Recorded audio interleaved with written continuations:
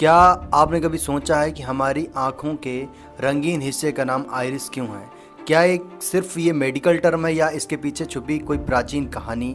आज हम आपको ले चलेंगे हजारों साल पुरानी ग्रीक पौराणिक कथाओं में, जहाँ एक रहस्यमयी देवी थीं जिनका नाम था आइरिस, जिन्हें इंद्रधनुष की देवी, देवताओं की संदेश वाहक और न्याय की रक्षक माना जाता था।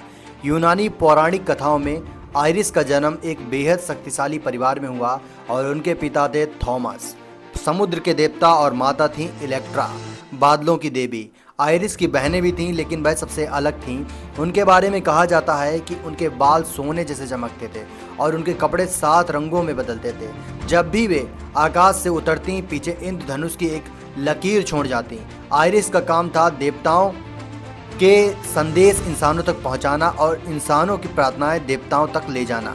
वह इतनी तेज थी कि पलक झपकते ही आकाश, धरती और समुद्र के बीच यात्रा कर लेती थी। यूनानी लोग मानते थे कि आसमान में इंद्रधनुष अचानक नहीं बनता, बल्कि ये आइरिस का रास्ता होता है। जब वह स्वर्ग से धरती पर उतरती हैं, उनके पांव जहां जहां पड़ते हैं वहां रंग फैल जाते हैं और इंद्रधनुष के 7 रंग उनके 7 रूप माने जाते हैं: शांति, न्याय, प्रेम, दया, साहस, ज्ञान और संदेश। आइरिस के पास एक सुनहरा कलश था जिसमें देवताओं का पवित्र जल भरा होता है। इस जल का इस्तेमाल वह शपथ तोड़ने वालों को दंड देने में करती थी और कहा जाता है कि अगर कोई देवता की कसम खाकर झूठ बोल दे तो आइरिस उसे ढूंढकर यह जल पिलाती हैं और वह व्यक्ति हमेशा के लिए दुर्भाग्य का शिकार हो जाता है। ये कहानी लोगों को सच बोलने और ईमानदार रहने की सीख देती थी। प्रसिद्ध ट्रोजन युद्ध के समय आइरिस की भूमिका बेहद अहम थी। वह देवताओं के आदेश युद्ध के मैदान तक पहुंचाती थीं, युद्ध में शामिल होने से रोकती। एक कथा के अनुसार जब हीरा, देवताओं की रानी, ने युद्ध रोकने का आदेश दिया तो आइरिस इंद्रधनुष पर सवार होकर पलक झपकते ही मैदान में पहुंची और योद्धाओं को शांत किया।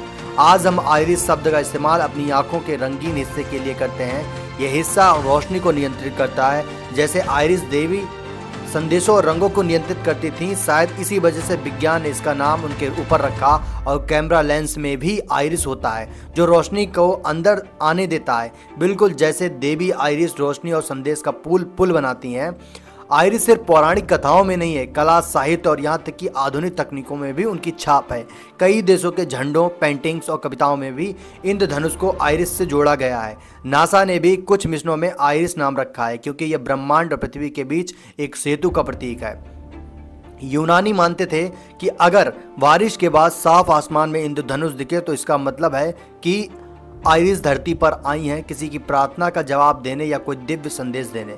कुछ लोग ये भी मानते थे कि इंद्रधनुष के अंत में खड़ा होना आइरिस के आशीर्वाद को पाना है। तो दोस्तों, आइरिस सिर्फ एक देवी नहीं है, वह रंगों, प्रकाश और संदेश की प्रतिमूर्ति है। उनकी कहानी हमें सिखाती है कि सच बोलना, न्याय करना और आशा रखना सबसे बड़ी शक्ति है।